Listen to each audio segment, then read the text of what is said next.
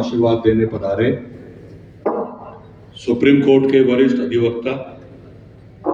जिन्होंने राम जन्मभूमि केस में भी अपनी महत्वपूर्ण भूमिका अदा करी, हमारे अपने और लोकप्रिय सांसद और केंद्र में मंत्री आदरणीय भूपेंद्र यादव जी, जिला सेशन न्यायाधीश आदरणीय अनंत भंडारी जी, पूर्व जिला सेशन न्यायाधीश आदरणीय सीपी सिंह साहब, हमारे पुलिस अधीक्षक आदरणीय सुधीर चौधरी जी, हमारे बार के अध्यक्ष आदरणीय अभिमन्यु चौहान जी, सचिव आदरणीय रामकिशन गुर्जर जी, उपाध्यक्ष आदरणीय सुधीर यादव जी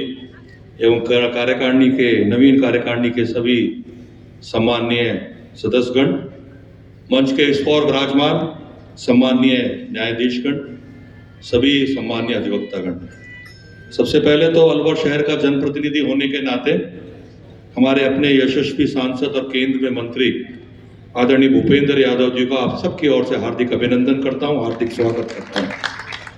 और बधाई देना चाहूंगा आदरणीय अभिमन्यु चौहान जी को और उनकी पूरी टीम को। और इस विश्वास के साथ आप और हम सब मिलकर के अलवर बार किस प्रकार से आगे बढ़े और जो जो मूलभूत आवश्यकताएं आपकी हैं जो हमारे वकील भाइयों को मिलनी चाहिए, उसको किस प्रकार से पॉजिटिव अप्रोच रखते हुए, पॉजिटिव सोच रखते हुए हम आगे बढ़े।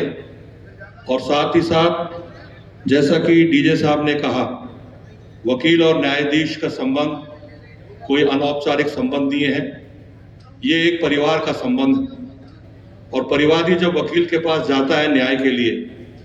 और वकील अपनी अधिवक्ता अपनी पुरजोर पैरवी करके उस परिवादी को न्याय दिलाने की बात करता है और हमारे माननीय न्यायाधीशगण पक्ष और विपक्ष दोनों की बात को सुन करके और पक्ष और विपक्ष के गवाहों की बात सुन करके मेरिट के आधार पर जब निर्णय करते हैं, और इसी की परिणति है आज भी इस देश के अंदर, राज हो चाहे केंद्र सरकार हो, यदि आज भी किसी मानव जाति को, देश के निवासियों को सबसे ज्यादा विश्वास है तो हमारी न्यायपालिका के ऊपर विश्वास है, ऐसा मेरा मानना है। अभी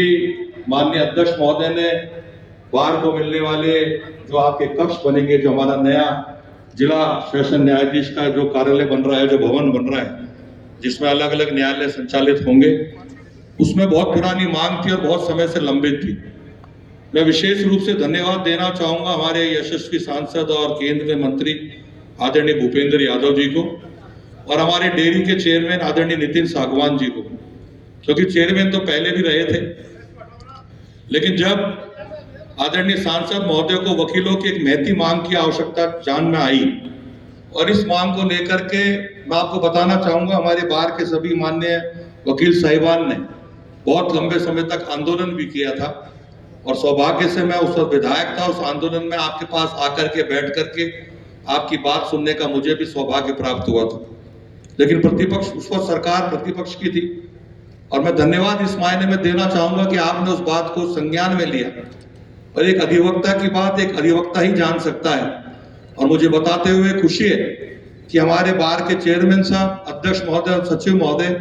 जब हमारे चेयरमैन नितिन सागवान जी के साथ, जिला कलेक्टर महोदय के साथ हम सब लोग बैठे, तो आपने जो